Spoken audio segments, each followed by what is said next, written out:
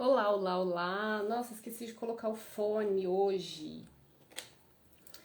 Vou arrumando aqui. Enquanto o Instagram chama o pessoal também.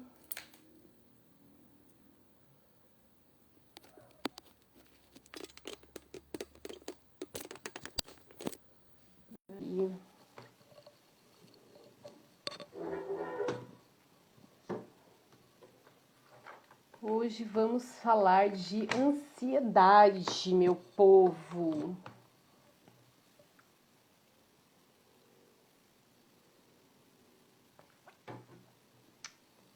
Algo que em geral sempre as pessoas se identificam, né, como alguém ansioso, enfim. Bom, para quem já tá aqui, pode me fazendo pergunta, interagindo, porque aí assim eu não fico falando sozinha, é mais legal, vocês trazem as dúvidas, a gente vai trocando, né? Às vezes o que vocês vivenciam também é o que outras pessoas vivem, e aí as pessoas não ficam se sentindo sozinhas, né, naquilo que elas sentem. Enfim, então vamos falar de ansiedade. Bom, a primeira coisa que a gente precisa entender é que nós temos medos viscerais, né? Então a gente tem por biologia a ansiedade, certo? Então quando a gente pensa assim na ansiedade que eu preciso ter como preservação, né? Pensando que eu posso estar, exemplo, numa rua, que eu posso estar numa rua deserta, escura, eu vou ter um medo, né, de que alguma coisa possa me acontecer. Então, se eu escuto um barulho diferente, eu já vou ficar atento a esse barulho, porque é uma questão de preservação, certo? Porém, quando a gente tem as ansiedades que são relacionadas a coisas do nosso cotidiano, a preocupações futuras, né? Que aí sim a gente entende por essa ansiedade, que a gente também pode denominar como transtorno de ansiedade generalizada, que é o TAG. Aí a gente está falando de uma ansiedade que é o que não nos faz bem, né? Que é quando eu tô de repente em casa, segura, e eu começo a me sentir ansiosa, começo a sentir meu coração acelerar, começo a sentir que eu tô com falta de ar, que a minha respiração está mais rápida. Então essa é a ansiedade que a gente entende e que realmente é uma ansiedade que a gente precisa cuidar, né? Porque ela não é o nosso natural. Bebendo água. Tá muito quente aqui hoje, eu peguei essa roupa hoje cedo porque estava frio. E não deu tempo de trocar, e agora eu vou ficar com calor. Bom, então, vamos falar um pouquinho sobre como que o nosso organismo ele funciona em uma ansiedade. E aí, claramente, esse funcionamento, ele funciona tanto para esse medo visceral, que é esse medo de preservação, como os medos que eu aprendi a interpretar, né, que aí vem dessa ansiedade que é o TAG, tá? Então, quando nós temos uma ameaça, né, que a gente entende algo como uma ameaça, que, por exemplo, pode ser algo que a gente lembre e que nos faz reagir, ou quando a gente tem um evento estressor externo e que faz o meu corpo reagir, o meu cérebro ele vai acionar o medo, que é a emoção que aciona o nosso, né, que faz a nossa ansiedade caminhar no nosso cérebro. E esse medo e esse acionamento deste medo e de como isso se desenvolve no nosso cérebro vai mandar uma mensagem para o nosso corpo de liberação de cortisol. Então, os nossos pâncreas vão produzir esse cortisol, que é o hormônio do estresse, e que vai mandar essa adrenalina para todo o nosso corpo. Por isso que a gente sente na ansiedade as nossas mãos suando, a gente sente um formigamento nas pernas, às vezes nos braços, o coração acelerado, a respiração ofegante. Por quê? Porque o cortisol que libera essa, né, essa adrenalina para o nosso corpo reagir, ele vai trabalhar justamente na luta e fuga, né? Então, ou eu vou querer lutar contra aquilo, ou eu vou fugir daquilo. E para isso eu vou precisar de energia na nossa perna e nos nossos braços. Bom, então por isso que fisiologicamente a gente se sente assim. O que já é uma deixa para você começar a entender o seu corpo e você começar a identificar quando a sua ansiedade chegou.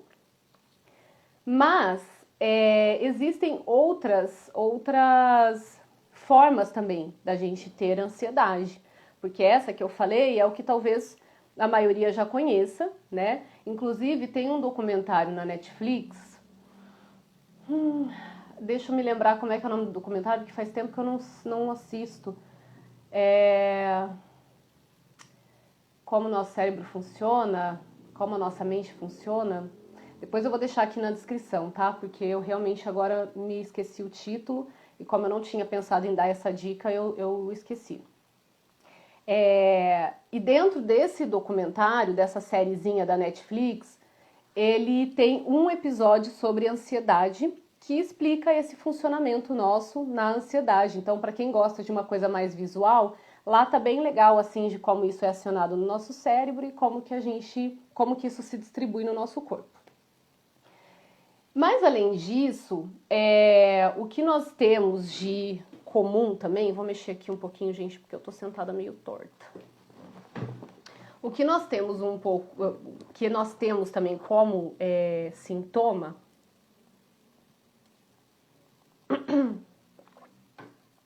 é o nosso humor mais negativo, o que a gente pode entender como uma pessoa mais pessimista.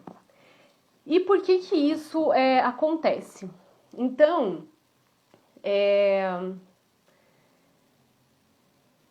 num cérebro que está funcionando de uma forma correta, eu vou exemplificar como eu exemplifico para os meus pacientes, como vocês, que, né, quem já está aqui há mais tempo me acompanhando já sabe que eu faço isso. Então, se a gente for pensar num cérebro que está funcionando de forma correta, o nosso sistema, ele tem todo um funcionamento. Então, ele desencadeia daqui, mas ele vai para um circuito, né? Então ele vai para o sistema límbico, que depois vai para essa parte do córtex lateral, enfim, e ele consegue se regular. Ok. Então, é como se a gente fosse pensar em um rio que está descendo, né? Está descendo, fazendo o seu curso normal e está funcionando. Ele continua indo naquele trajeto que ele já tem. Porém, no transtorno de ansiedade, é como se esse rio ele pegasse um outro caminho. E nesse outro caminho ele não consegue encontrar a sua rota de fuga, assim, ele não consegue encontrar o seu fim, né? Ele vai indo, mas ele não encontra o rio novamente. Então, no nosso cérebro, a ansiedade ela é causada mais ou menos assim. Então, eu tenho medo acionado, certo? E junto com esse medo, o que o meu cérebro e o meu corpo vão fazer? Eles vão buscar repertório para lidar com aquilo. Então, eu tive um evento estressor, ou eu tive algo que me trouxe uma memória, alguma coisa que me disse que aquilo vai ser um problema. Por exemplo, eu recebo um e-mail de um chefe que diz que precisa conversar comigo. Isso, para mim, pode ser um gatilho de que, meu Deus do céu, o que vai acontecer? Eu vou ser demitido, enfim. Então, eu tenho eventos que me trazem ansiedade. Se o meu repertório, né, se o meu cérebro ele não está funcionando da forma que ele deveria funcionar, ele vai buscar essas memórias e essas memórias elas são negativas. Então, o meu medo aciona mais medo. E por isso que muitas vezes algumas pessoas elas não conseguem se regular, elas não conseguem sair daquele... Eu não vou dizer que é um pânico, né? Mas assim, daquela sensação de que eu não tô conseguindo dar conta de sair disso, né? Então, ela fica remoendo o processo. Ela continua sentindo no corpo e ela continua gatilhando situações de que eu não vou conseguir, eu não vou dar conta, né? Dependendo daquilo que ela tem como memória. Exemplo, hoje mesmo um paciente meu, ele fez uma entrevista de emprego, ele passou na entrevista, só que ele ficou com medo de aceitar, né? Porque as experiências dele anteriores não foram boas. Então eu conversei com ele, eu disse que isso era desse recurso de memória, que não é de memórias boas, que tanto o cérebro como o corpo, eles buscam por essas memórias, e como as memórias não são boas, ele tende a entender que ele está em perigo, que essa não é uma boa ideia de aceitar esse emprego, que ele deveria esperar outra oportunidade. E aí, conversando, ele falou assim, realmente, Débora, é exatamente isso que eu tô sentindo. Parece que o meu corpo tá sentindo as mesmas experiências que eu tive nos outros 2 empregos, mesmo nem ter entrado ainda nessa empresa. Então, o nosso corpo, ele guarda essas memórias. E esse é um dos recursos que a gente tem para usar quando a gente está acionado, por aqui, nesse caso, na ansiedade, e a gente fica acionado nisso porque o nosso recurso ele é negativo. E por isso este humor negativo, né? Então, um outro exemplo aqui. Um paciente meu de criança de 9 anos, ele tem um histórico muito ruim com a escola, né? Mas assim, de forma mais pontual, o último ano da escola. Foi muito ruim, foi muito traumatizante. E esse ano ele tá com uma ansiedade alta e ele entende que a escola não é boa, porque essa memória cognitiva e corporal que ele criou nesse último ano foi de que não é boa, a escola não é boa, as experiências da escola não são boas, então ele fica acionado nessa negação, nesse humor negativo de que a escola é ruim, eu não quero ir, nunca vai dar certo, as pessoas nunca vão me aceitar. Então ele fica acionado nisso porque a memória dele é essa. Deu para entender? Então a gente precisa começar a entender como nós estamos funcionando, como que o nosso corpo dá sinais de que nós estamos na ansiedade, para que a gente possa regular isso, tá? Então, se a gente tem como princípio na ansiedade o medo e a preocupação, e essa é uma das formas que você consegue começar a se regular, que é você parar e pensar, eu estou preocupado com o quê? O que está me causando essa preocupação? Por exemplo, se a tua tendência é de ruminação de pensamentos, qual é a ruminação que você está tendo? Que preocupação está te gatilhando para essa ruminação de pensamentos? Certo? Então, quando você faz isso, você fala, opa, peraí, eu tô ansiosa porque os meus pensamentos não param e eu tô com esses sintomas físicos, você já tá dando uma rota de caminho para o seu cérebro para ele conseguir lidar com aquilo. Mas se eu tô tendo como base o medo, que é a insegurança, o que eu vou precisar trazer para o meu corpo é a segurança. Então, a gente tem algumas formas de fazer isso, tá? Uma das formas é eu respirando mais devagar, porque quando eu respiro devagar, o meu corpo começa a entender que eu não estou mais em perigo. Então, se eu estou com a respiração ofegante, porque eu estou ansioso e eu entendo que eu estou em perigo, a partir do momento que eu diminuo a minha respiração, eu estou comunicando ao meu corpo e ao meu cérebro de que eu posso me regular porque eu não estou mais em perigo. Então, só o fato de respirar já nos dá esse suporte de segurança, ok? Muitas vezes, pensar em algo que nos deixa bem, pensar em algo que nos faz ficar seguros. Então, às vezes, uma pessoa que você tem muita segurança, um lugar, um momento que você tem muita segurança. Essa técnica é da Deb, meu Deus, esqueci o nome. Oxe, que agora eu tô esquecida hoje, né? Esqueci o sobrenome dela, que se chama âncora de segurança, tá? Então, ele é comprovado de que isso faz com que o meu cérebro comece a sentir mais segurança. Então, eu preciso trazer repertórios de segurança para o meu cérebro, porque eu estou acionada no medo, e se eu estou com recursos de medo, eu vou continuar no medo e na ansiedade, que vai me trazer, às vezes, uma crise de ansiedade, às vezes uma crise de pânico, certo? Então, observar essa ruminação e preocupação com avaliação negativa, que é isso que eu comentei, né? Então, eu tenho uma ruminação de pensamento ali, eu fico pensando na mesma coisa e sempre numa avaliação negativa. Que pode ser, por exemplo, assim, naquele exemplo que eu dei da chefe, né? Então, o chefe manda e-mail e fala, eu preciso conversar com você. E hoje é quarta e eu vou conversar com você na segunda-feira. Então, a pessoa ela vai ficar ruminando isso todos esses dias, pensando na pior coisa que pode acontecer. Então, ela não consegue trazer segurança porque provavelmente as histórias dela foram ruins, né? Talvez até dentro dessa experiência que ela está tendo de trabalho, sempre que o chefe chama, é para alguma coisa ruim. Então, ela vai ficar ruminando e pensando o que ela fez que pode ter causado essa reunião, qual é o cenário que a gente está tendo de mercado, se pode ser uma possível demissão, como que ela vai lidar com essa demissão. E geralmente essas avaliações elas são negativas, então ela não olha para uma perspectiva de que pode ser algo bom, ela só olha para coisa negativa e sempre pensando de uma forma que as soluções elas também vão ser negativas, tá? Então essas avaliações elas têm a ver, essa forma de pensar, esse humor negativo tem a ver com ansiedade. Falta de concentração.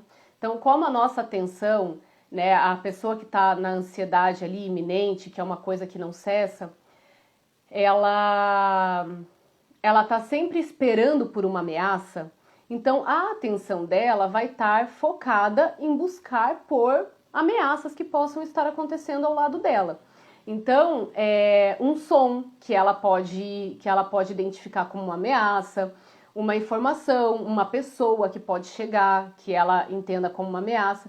Então, ela vai estar atenta a isso. E por isso, ela pode ter como sintoma essa falta de concentração, de você ter falado com a pessoa e ela não ter escutado tudo, de você ter explicado algo e ela te perguntar algo que você acabou de explicar. Então, essa falta de concentração está ligada com a ansiedade por conta desse foco. Uma coisa que é legal da gente saber é que, assim, como eu disse, nós temos memórias de todas as maneiras, né? Então, o som, muitas vezes, nós temos memórias auditivas, né? Então, nós temos a parte do nosso cérebro que tem essas memórias auditivas. Então, às vezes, um som que você nem se dá conta que é um gatilho para ansiedade, o teu cérebro captou ele e você, sem perceber, começa a ficar ansioso e não sabe por quê. Então, às vezes, você pode ter essa sensação assim de que eu estava só assistindo TV, não apareceu nada demais, mas o fato do teu cérebro ter captado um som que te fez lembrar de uma memória já é o suficiente para você começar a ele entrar nesse sistema de luta e fuga e de achar que você está numa ameaça. Então, a gente não precisa entender o processo do nosso cérebro, qual foi a memória que ele gatilhou, né? O fato é que a gente precisa trazer recurso de segurança para que ele comece a ter outro repertório. Então, se hoje ele está no repertório de medo, a gente precisa trazer repertório de segurança. Então, assim, só para reforçar, a ansiedade ele é uma memória negativa que fica ativando o tempo todo e não consegue regular, tá? E a gente vive isso tanto no corpo como na mente, tá? Então, as duas coisas, elas estão ligadas.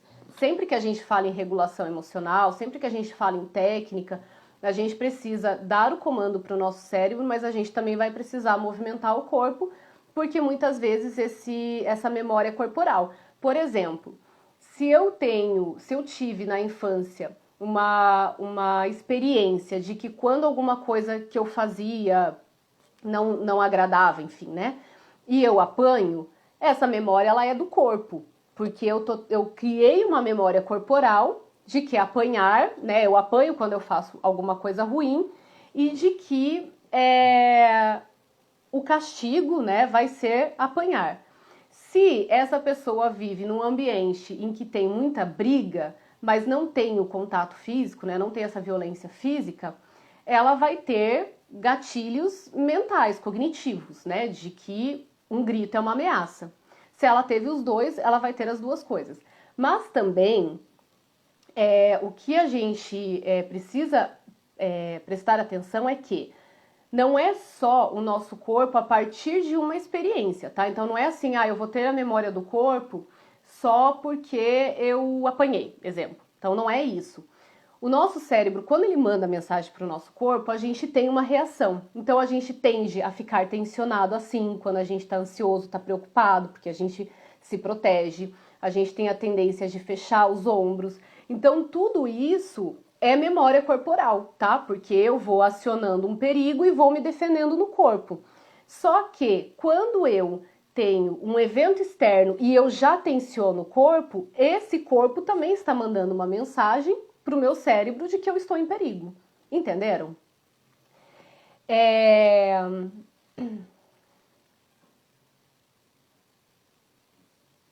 Então a minha estrutura ela não está funcionando de forma correta e a gente vai precisar começar a regular para trazer essa regulação, tá? Essa nova rota para o nosso cérebro de conseguir se regular, tá?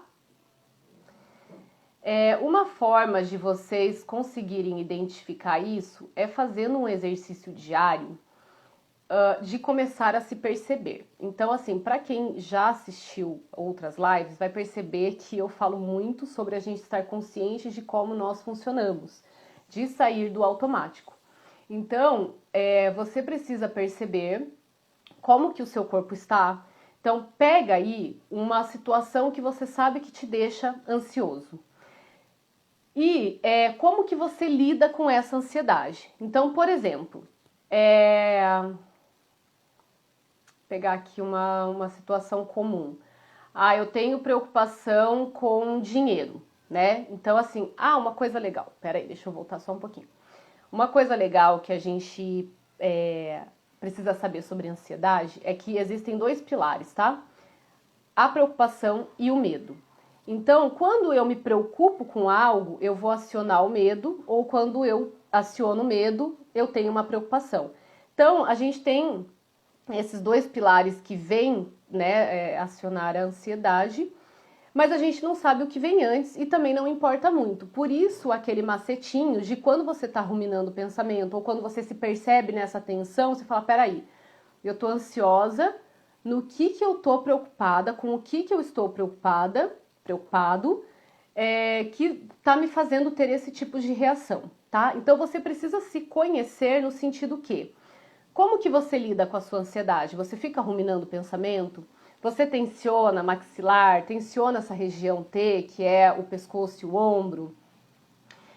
Você costuma sentir que o teu estômago fecha? Você sente angústia? Você sente essa adrenalina nas pernas, nos braços? Então, um exercício que você faz que situações que me deixam, né, para você entender como que você funciona na ansiedade. Então, pega uma situação que te deixa ansioso, como, por exemplo, a questão do dinheiro, e como que eu lido com essa situação. Então, eu lido nessa situação ruminando o pensamento, pensando como que eu não vou chegar nesse ponto de ficar sem dinheiro.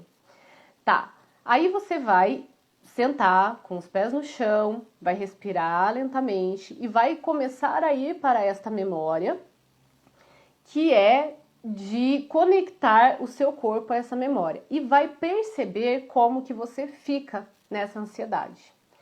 E aí, você percebendo, você vai dizer, a minha ansiedade chegou, aqui eu estou na ansiedade. Então, toma consciência do teu corpo, aonde você sabe que ela está dizendo que você está ansioso, nessa rigidez, nessa ruminação, e fala, isso daqui é a minha ansiedade. Aqui eu estou ansioso, ansiosa, tá? E aí, você dizendo isso, você vai fazer trazer esse recurso de segurança, você pode fazer se mexendo, você pode fazer fazendo o autoabraço ou a mão no peito, E você vai dizer que você está ansioso, ansiosa, mas que você pode começar a se sentir bem.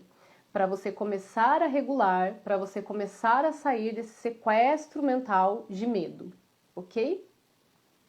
Vão escrevendo perguntas, tá, gente? Quem tá aí, porque de repente tem alguma situação que vocês vivenciam aí que eu posso exemplificar, enfim. Ou ajudar vocês, ou filhos, criança, adolescente, tá?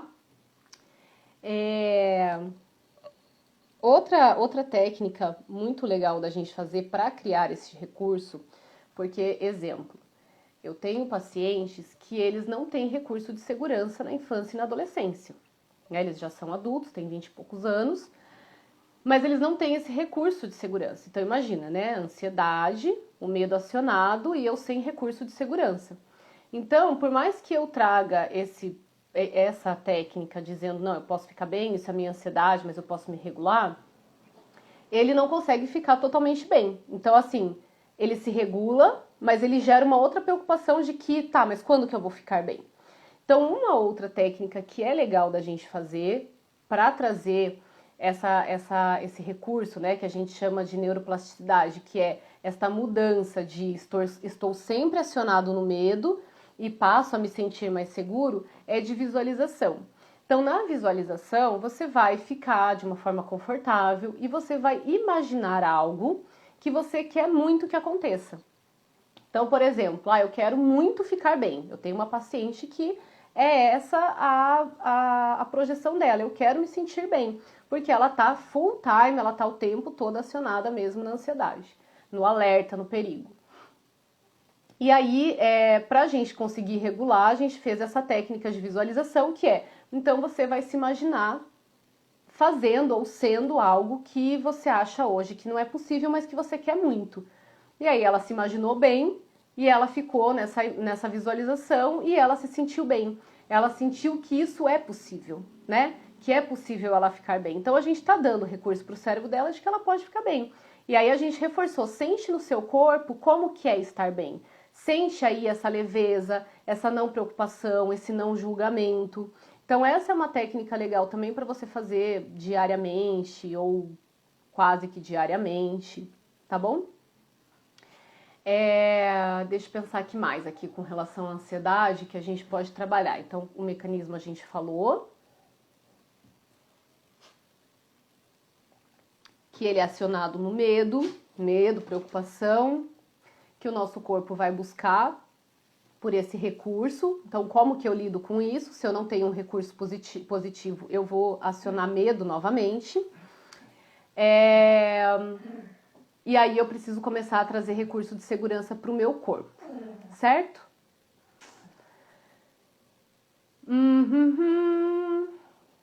Que mais? Que mais que temos? Ruminação de pensamento. Gente, ruminação de pensamento, vocês já pararam para pensar o quanto a gente rumina durante o dia?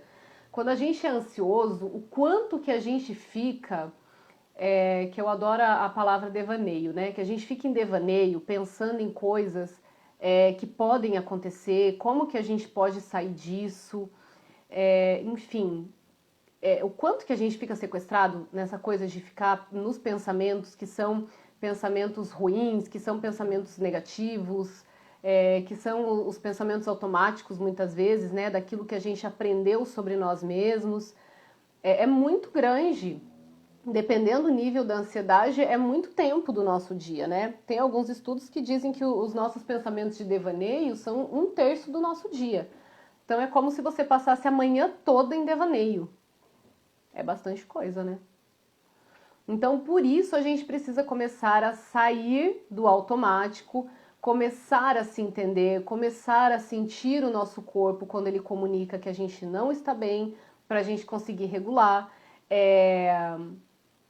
Começar a entender também quando os nossos filhos não estão bem, que a gente entende que... Então, assim, ele mudou, né? Ele tá mais irritado. Então, o que aconteceu? Ele não dormiu bem essa noite? Aconteceu alguma coisa na escola? Né? E fala, olha, filho, eu tô percebendo que você tá mais irritado. o que está acontecendo, né? O que aconteceu que você está se sentindo assim. Eu tô percebendo que você não tá bem. E aí ele trazendo o que está acontecendo, ou se ele não disser, você pode dizer assim, você dormiu bem, né? Vai investigando com ele. Porque essa investigação, para você conseguir entender como seu filho está funcionando, também dá recurso para ele começar a se entender, né? A criança até os 6 anos, ela não tem essa possibilidade, tá? A gente precisa nomear para ela, assim, olha, o que você está sentindo é isso, você está sentindo sono, então a gente precisa dormir, você está muito cansado, por isso que você está se sentindo irritado, então vamos tomar um banho, e aí você deita, né? Vamos tomar um chá, então aquilo que acalme, que funciona, você vai ter que trazer para regular ele, tá? E aí, a partir dos 6 anos, a gente já começa a questionar e trazer essa interpretação junto com eles, para que eles também comecem a se perceber e trazendo muito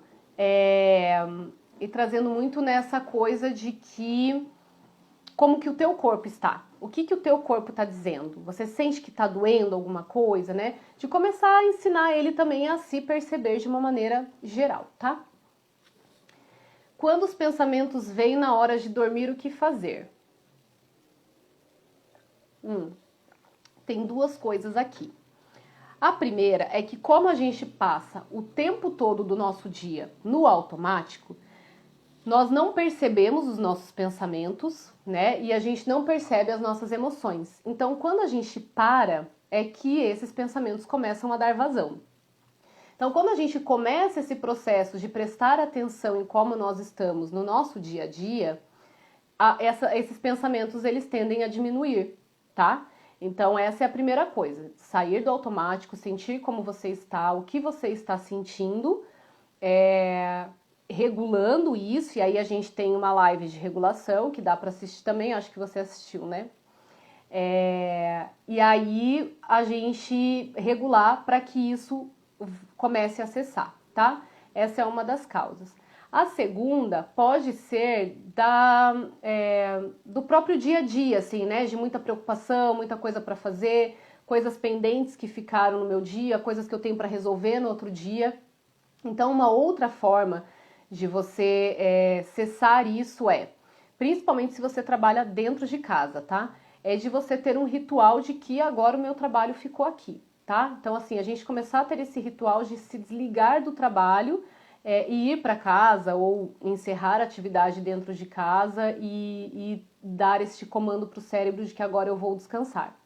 Então, você pode dizer, eu estou terminando meu horário agora, agora o meu trabalho encerrou, a partir de agora eu vou descansar, a partir de agora eu vou me curtir a minha família, enfim, né, dependendo da sua realidade. A outra coisa é de a gente escrever num papel todas as coisas que nos preocupam. Então, eu tenho que mandar e-mail, eu tenho que... Enfim, você vai escrevendo, né? Todas as coisas que te trazem preocupação. Então, eu tenho que pagar tal coisa, eu tenho que mandar um e-mail para tal pessoa, eu tenho que ligar para fulano de tal, e você escreve, tem que escrever mesmo no papel, tá? Risca, como se fosse um check mesmo, risca essas coisas que você tem para fazer, que você para amanhã, e você fala, as minhas preocupações ficam aqui. Você vai escrever no final dessa lista, as minhas preocupações ficam aqui. Se você tá em estresse, se você tem uma ansiedade que fica te trazendo de novo esses pensamentos de cobrança, você vai dar comando para o teu cérebro. Isso serve também para o sábado e domingo, tá? Porque às vezes a gente fica no domingo lá achando que a gente tem que produzir, que a gente tem que fazer e a gente pode descansar. Então, o que você vai dizer para o teu cérebro agora eu vou descansar, tá? Agora é o meu momento de relaxar, de curtir a família e de dormir. Agora eu vou dormir. E faz o movimento no corpo, tá? Então, você pode se mexer um pouco, você pode tensionar um pouco o teu corpo e relaxar devagar, tá? Isso mesmo deitado. Você pode fazer esse movimento de segurança, que pode ser o autoabraço ou a mão no peito. E aí, você dando esse comando pro cérebro de que não, agora eu vou relaxar, agora eu vou relaxar, agora eu vou dormir, agora eu vou relaxar, tá? Esse é um processo, gente, como tudo, a gente tem que ensinar o nosso cérebro a como funcionar a partir de agora, tá? Então, ele tá acostumado, Se a gente for pegar a aula, não lembro qual aula, ó, a live. Se a gente for pegar, agora eu não vou lembrar qual foi a live que eu falei dos caminhos que o nosso cérebro faz, né? Então, o caminho que ele está acostumado é o caminho de avenida. Ele pega o carrinho dele e só vai. Agora, quando a gente começa a dizer assim, não, a gente vai parar de ir para a avenida, a gente vai começar a usar a rua, e aí eu preciso ensinar ele a usar a rua, a gente tem que estar consciente, tá? Então, às vezes, vai exigir um esforço, vai ser um pouquinho cansativo, mas tem que persistir. Respondido? Espero que sim. Falando em exaustão, gente, a pessoa que tá com ansiedade alta, ela tende a se sentir exausta. Porque pensa comigo, uma pessoa que fica o dia inteiro se preocupando, o dia inteiro ruminando pensamento, o tempo todo pensando no que ele tem que fazer, quais são as preocupações que ele precisa ter para os próximos dias, para os próximos anos. Então, é muito desgaste. Para vocês terem uma ideia, para cada decisão que a gente toma no nosso dia, a gente usa glicose, a gente usa energia, a gente usa açúcar, tá? Então, para cada uma dessas decisões, desses pensamentos, eu vou usando esse recurso de glicose e de açúcar que eu tenho, de energia que eu tenho no meu cérebro. Então, no final do dia, eu estou mentalmente exausto, né? Vocês não têm essa sensação, assim, que no final do dia você não está conseguindo dar conta de mais nada, que você não quer pensar em mais nada, você não quer nem pensar no que você vai comer. Você come o que tiver, porque se você tiver que decidir, você nem sabe. Às vezes a gente chega nesse ponto, assim, de cansaço, né? Então, imagina uma pessoa que vive isso dia após dia, né? Sempre acionado nesse cortisol acionando, né? Nessa reação de luta e fuga, nessa preocupação excessiva, nessa ruminação excessiva. Então, a gente vai ter uma exaustão mental, tá? Que é essa sensação de que eu não consigo pensar em mais nada, eu não quero pensar em mais nada, alguém decide aí por mim, porque para mim tanto faz, porque eu não quero mais pensar nisso.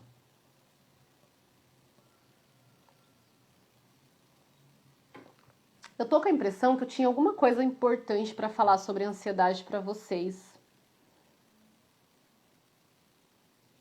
Mas acho também que já disse tudo. Como é que faz?